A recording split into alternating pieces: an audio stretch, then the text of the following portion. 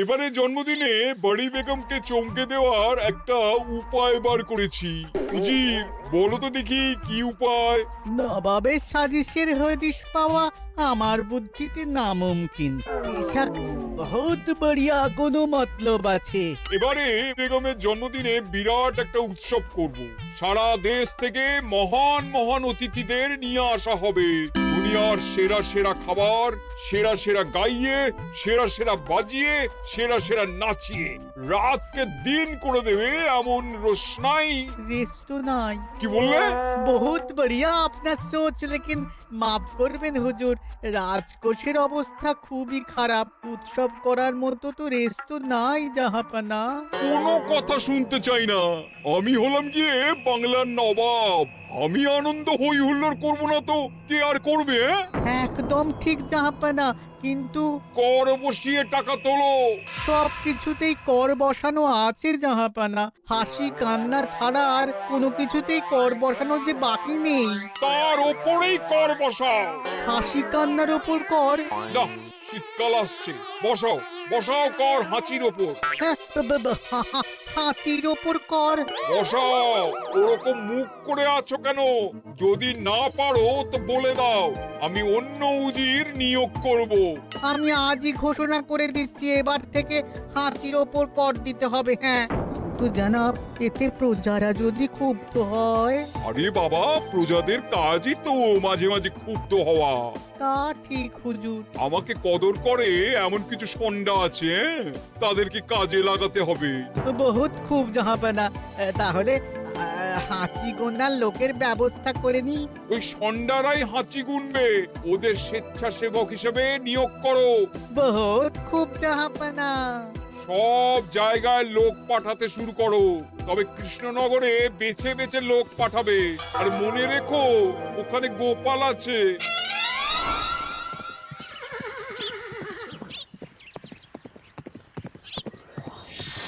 সব জায়গায় কর আদায়কারী পাঠিয়ে দেওয়া হয়েছে জাহাপানা।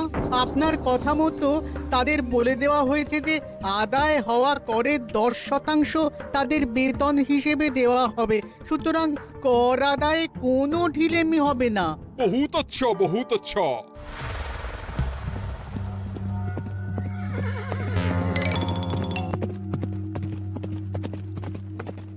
হ্যাঁ, তুমি ঠিক পড়েছো তো মন্ত্রী?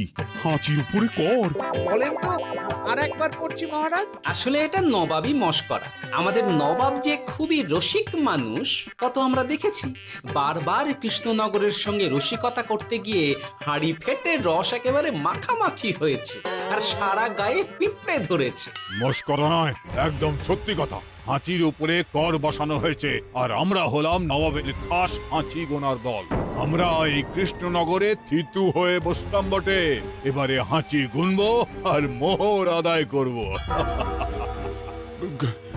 গোপাল, তুমি কি বলো? সর্দার, তোমাদের এখানে আসা একেবারেই লোকসান হয়েছে। কেন মশাই? আচ্ছা, আপনি গোপাল? না না, আপনার কোনো কথাই শুনবো না। আমাদের বই বই করে বলে দেওয়া হয়েছে, গোপাল হইতে সাবধান। সর্দার, আমি তোমাকে সাবধান হতেই বলছিলাম।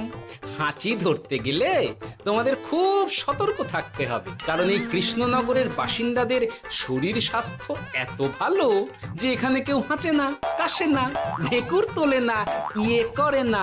বলেন কি মশাই? এটা তো নবাবকে জানাতে হচ্ছে। যাও যাও, এক্ষুনি মুর্শিদাবাদে ফিরে গিয়ে নবাবকে জানাও। ওরে, কেউ এদের যাওয়ার ব্যবস্থা করে দে। ওই তো হেঁচেছে। হাঁচি এক, পুরো এক মোহর। হাঁচি দুই, দুই মোহর। আরে, এটা তো হাঁচির বাচ্চা, এটা তো ধরলে চলবে না। কেন? হাঁচি হলেই তো হলো। কি করব সর্দার? লিখবো? দেখ, একবার গুনে যখন ফেলেছি পুরো ছাড়তে পারবো না। আধমোহর লেখ। এটা কাশি, কাশিতে কোনো করের কথা নেই। ওরে লেখ লেখ লেখ লেখ লেখ। হাঁচি তিন, পুরো এক মোহর। হাঁচি চার,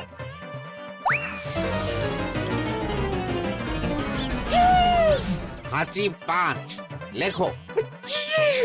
হাঁচি 6,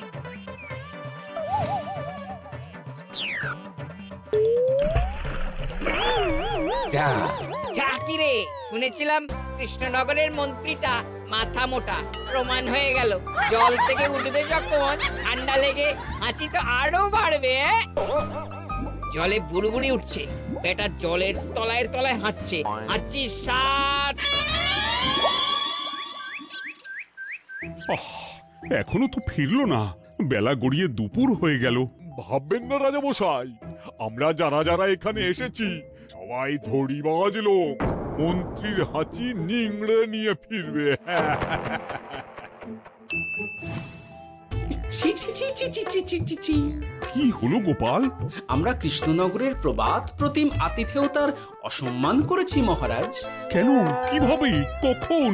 এখন মহারাজ, এখন এনারা সেই সুদূর মুর্শিদাবাদ থেকে এসেছেন, আর আমরা এতক্ষণ শুধু অন্য কথাই বলে চলেছি, এনাদের আপ্যায়নের ব্যবস্থা করিনি। তাই তো। মহারাজ, আপনি ব্যস্ত হবেন না। এই কে আছো? শোনো, এদের রাজ অতিথিশালাতে থাকার বিশেষ ব্যবস্থা করো। এদের খাবার যাবে মহারাজের পাকশাল থেকে। এদের সব সুবিধে অসুবিধে দেখার জন্য দাস দাসী নিযুক্ত থাকবে। এই চলো হে চলো। আরে দাঁড়াও সর্দার, হ্যাঁ বলুন। তোমাদের তো আবার গোপালের কথা শোনা বারণ।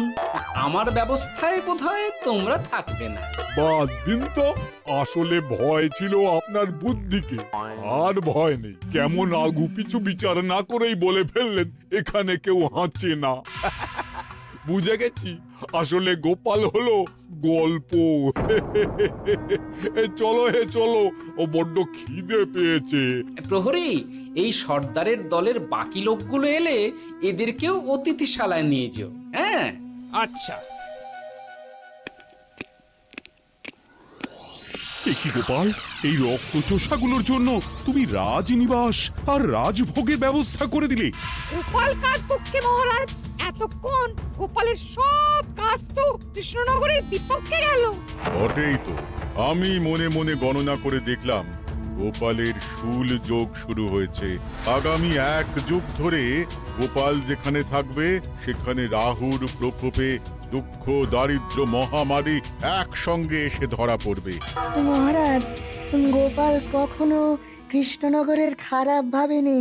সে যখন ওই রক্তচোষাদের রাজভোগে রাখার ব্যবস্থা করেছে, তখন বুঝতে হবে এর মধ্যে একটা ঘোরতর পেঁচ আছে। গোপালই তাহলে বলুক কি পেঁচ। মহারাজ, মানুষ বিলাসের সুযোগ পেলে কাজ ভুলে বিলাসেই ডুবে থাকে। কত সম্রাট মহাসম্রাট বিলাসিতায় ডুবে কত সাম্রাজ্য মহাসাম্রাজ্য ভেঙে টুকরো করেছে। এরা তো নবাবের পাঠানো কিছু মূর্খ বালক মাত্র মহারাজ। এদের রাজভোগে ডুবিয়ে দিলে হাঁচির কথা কি এদের মনে থাকবে?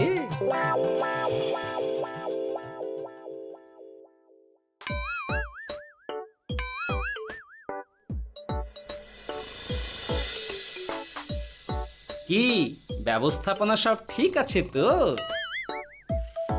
হ্যাঁ হ্যাঁ, খাসা ব্যবস্থা হয়েছে। আপনারা আমাদের অতিথি বলে কথা, আরাম করুন।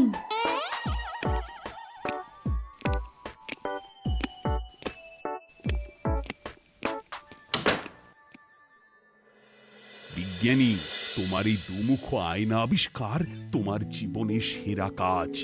একদিক দিয়ে আয়না, অন্য দিক দিয়ে কাঁচ। কেউ জানতেই পারবে না যে তার উপর নজর রাখা হচ্ছে। অনবদ্য অনবদ্য। মহারাজের জয় হোক। কিন্তু মহারাজ, এই কৃতিত্বের মূল ভাগীদার আমাদের মন্ত্রী। তাই নাকি? হ্যাঁ মহারাজ, মন্ত্রীর দুমুখ কাজকর্ম দেখেই দুমুখ আয়নার কথা আমার মাথায় আসে। মুখ সামলে কথা বলো বিজ্ঞানী। ওরা শুনতে পাচ্ছে। যা চেঁচালেন 20 ইঞ্চির দেওয়াল ভেদ করে ওদিকে চলে যাবে কথা। এই কে যেন কাকে মুখ সামলে কথা বলতে বললো? ওই বাইরে কেউ বলেছে। এই তোমরা সবাই শোনো, অতিথিদের যেন আদর যত্নের ত্রুটি না হয়। আমি আর যাই, কাল সকালে আসবো, কেমন? গোপালকে নিয়ে নবাব আর উজির যেমন ভয় দেখিয়ে দিয়েছিল, গোপাল কিন্তু সেরকম নয়। এই তোরা কি বলিস? না না না না না না, গোপাল একটু ওই হাবা গোবা আছে দাদা। দেখো দেখি কেমন বুক পেতে দিয়েছে, এবার ওদেরই বুকে বসে ওদেরই দাড়ি ওপরাবো।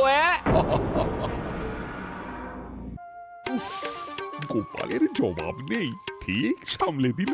মহারাজ, এই প্যাঁচটা আমার মাথাতেই এসেছিল, কিন্তু ওই যে নাকে মাছি ঢুকে গিয়েই সব বরবাদ হয়ে গেল। মহারাজ, এই পরিকল্পনা যদি মন্ত্রীর মাথাতে আগে এসে থাকে, তাহলে এদের মন্ত্রী আমার চেয়ে ভালো করে সামলাতে পারবেন মহারাজ। বটেই তো, এই দায়িত্ব আমি নিলাম মহারাজ।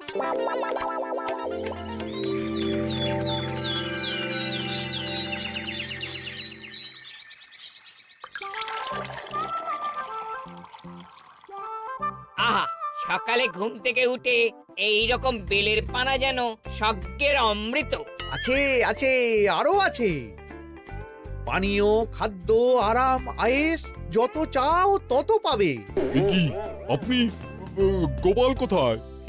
মহারাজ বিবেচনা করে দেখেছেন যে মহামান্য অতিথিদের পরিচর্যার ভার গোপালের মতো একজন ভাঁড়ের পক্ষে বহন করা সম্ভব নয়, তাই এই দায়িত্ব আমাকে দেওয়া হয়েছে। কিন্তু কোনো কিন্তু নেই সর্দার, আমি যে খানা পিনা নাচা গানা আমোদ আহ্লাদের ব্যবস্থা করেছি দেখে তুমি চমকে যাবে। দেখা নয় বিজ্ঞানী, এবার শুধু কাজের সময়। কাল মন্ত্রীর উপর ওদের ভার ছেড়ে দিয়ে কৃষ্ণনগরের যে সর্বনাশটি করেছো, কোনো কাজ করে আর সেটিকে সামলানো যাবে না। হ্যাঁ, আহা, তোমার দেখছি মন্ত্রীর উপরে একটুও আস্থা নেই। ঠিক কি প্যাচ করছো বলো তো? প্যাচের কথা পরে হবে, তোমাকে যত তাড়াতাড়ি সম্ভব হাঁচির ওষুধ আবিষ্কার করতে হবে। হাঁচির ওষুধ? হ্যাঁ, হাঁচির ওষুধ। ওভাবে দেখছো কি বন্ধু, তোমাদের কাজের সব দায়িত্ব এখন আমার কাঁধে। তোমরা আমোদ করবে আর আমি কর আদায় করে তোমার হাতে এনে তুলে দেব। সর্দার, এর মধ্যে একটা চাল আছে মনে হচ্ছে। কি আর আমি বুঝিনি। এখন কি করবে? বিশ্বাস করে আদায় উসুলের ভার এর উপরে ছেড়ে দেবে? পাগল নাকি? মন্ত্রী মশাই, বলো বন্ধু। বলছিলাম আর দেরিতে কাজ কি?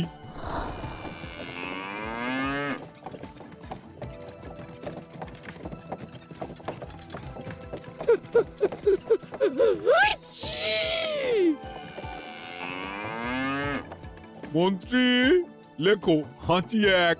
ওহে, তোমার নাম কি? মন্ত্রেশ্বর হুজুরি আগে। লিখুন মন্ত্রী মশাই, নাম লিখুন। ওহে মন্তেশ্বর, হাঁচি কর, এক মোহর ছাড়ো দেখিনি। হাঁচি দুই। আরে যাও, দৌড়ে গিয়ে দু মোহর আদায় করে আনো। ওরে, তোরা সব কৃষ্ণনগরের কোণে কোণে ছড়িয়ে পড় দেখি, একটা হাঁচিও যেন বাদ না পড়ে। হ্যাঁ,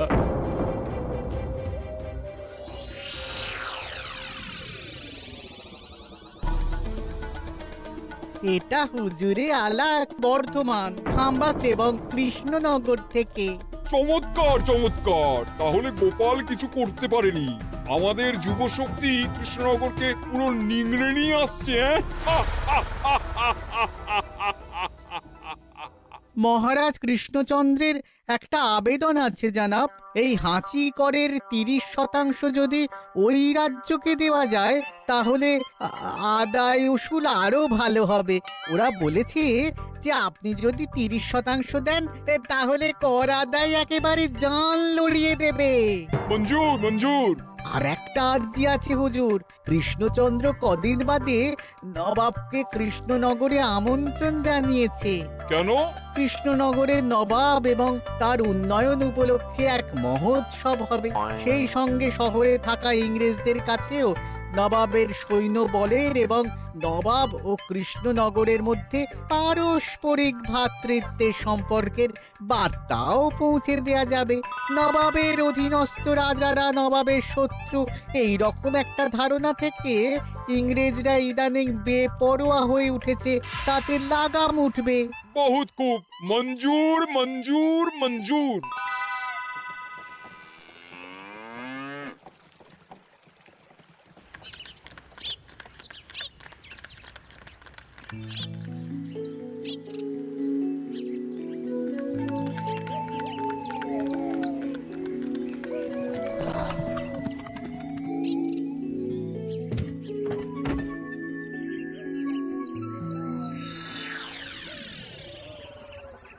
কি ব্যাপার গোপাল? জাহাপনা বলুন, কি খিদমত করব? আমি যা বলবো তাই করবে। অবশ্যই জাহাপনা। क्या बात উজির, তুমি সাক্ষী, মহারাজ কৃষ্ণচন্দ্র আপনিও সাক্ষী।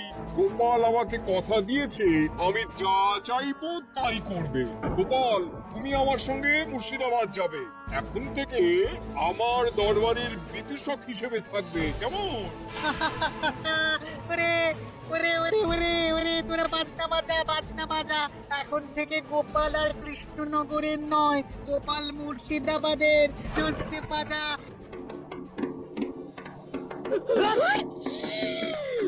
কি হলো? হুজুর, মনে হচ্ছে আপনার সৈন্যদল হাঁটছে। হ্যাঁ? হুজুর, হাঁচি করেন বন্যা সব সৈন্য 10-12টা করে হেঁটে ফেলেছে, মানে প্রচুর মোহর হয়ে গেছে আর বাড়ছে। আমার হাঁচি গোনার দল একটা হাঁচিও বলতে দেবে না। মোহর রাখার জন্য নতুন পোশাকখানা বানাতে হবে হুজুর। আমাদের হাঁচিগুলো কি করবো? হ্যাঁ, নিশ্চয়ই। একটা হাঁচিও যেন বাদ না পড়ে। চলুন হুজুর, আমরা এখানে দাঁড়িয়ে থেকে আর কি করব? ওরা হাঁচুক আর হাঁচি গুনুক। চলুন নবাব বাহাদুর, আপনার জন্য কৃষ্ণনগরের রাজাতীর্থ অপেক্ষা করছে। হুজুর, আমার মনে হয় আমাদের কৃষ্ণনগরে এখন আর দেরি করা উচিত হবে না। আমরা সোজা শহরের দিকে রওনা হয়ে যাই। শহরের ইংরেজদের শিক্ষা দিয়ে ফেরার পথে আমরা কৃষ্ণনগরের আতিথ্য গ্রহণ করবো। মহারাজ, নবাবের মতো কর্তব্যপরায়ণ ইনসানকে তার কর্তব্য পালনে বাধা দেবেন না। আমরা ওনার শহর থেকে ফেরার অপেক্ষায় থাকবো। ঠিক, আমার এক্ষুনি শহরে যাওয়ার দরকার।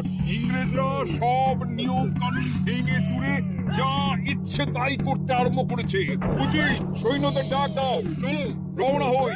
কিন্তু জাহাপনা, আপনার সৈন্যদের থেকে পাওনা মোহরগুলো এতক্ষণে যা হেজেছে, লাখখানেক মোহর তো হয়েই গেছে। ওটা আমরা নিজেদের মধ্যে বুঝে নেব। কিন্তু ওই করের 30% যে কৃষ্ণনগরের পাওনা। পেয়ে যাবে। শহর থেকে ফিরি। আরেকটা কথা, হাঁচি কর ব্যবস্থা এখন থেকে উঠে গেল।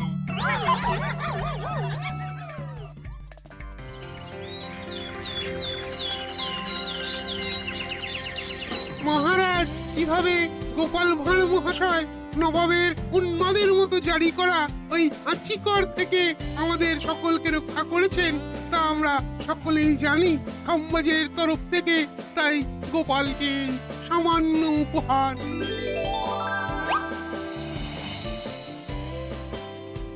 ওহ গোপাল, সত্যি তোমার জবাব নেই। কিছুই হতো না যদি না বিজ্ঞানী ওই হাঁচি চূর্ণ আবিষ্কার করত। এই উপহারের অর্ধেক কিন্তু বিজ্ঞানী। সবই তো বুঝলাম, নবাবকে সৈন্য সহ নিমন্ত্রণ থেকে সৈন্যদলকে হাঁচি চূর্ণ মাখানো, চাঁদোয়ার তলায় ঢোকানো পর্যন্ত। কিন্তু চাঁদোয়া থেকে হাঁচি চূর্ণ ঝরে পড়লো কি করে, সেটাই তো বুঝলাম না। এটা তুমি বলো বিজ্ঞানী। শব্দে বাতাসে কম্পন তৈরি হয়। গোপালের হাততালিতে আমার ঘরের শাড়ি থেকে হাঁচির জন্য ঝরে পড়েছিল। এখানে চাঁদোয়া থেকে ঝরে পড়েছিল বাজনার শব্দে। কি ব্যাপার বিজ্ঞানী, তুমি এখন ছেলে খেলা করছো? হাঁচির ওষুধ হয়ে গেছে। হয়ে গেছে? মূল উপাদান তামাক, গোলমরিচ আর আলকুশির গুঁড়ো। কাজ হবে? হাততালি দাও। কাজ হলো। ব্যাপারটা কি হলো? ওই শাড়িটাতে হাঁচি চূর্ণ মাখানো আছে। তোমার হাততালির শব্দের কম্পনে ঝরে ঝরে পড়েছে। একবার নাকের কাছে এলে পিঁপড়ে থেকে পিশাচ হাঁচতেই হবে, হাঁচতে হবেই হবে। নবাব যদি বাজনা বাজাতে না বলতো। আমাদের বাজনদাররা তৈরি ছিল মহারাজ। যাক, সবই ভালোই ভালোই মিটে গেল। যার শেষ ভালো তার সব ভালো। ব্যাস, এখন শুধু একটাই কাজ বাকি। নবাবের কাছ থেকে করের 30% বাবদ পাওনা মোহর মুর্শিদাবাদে গিয়ে নবাবের কাছ থেকে তুমি নিয়ে আসবে। আচ্ছা মহারাজ।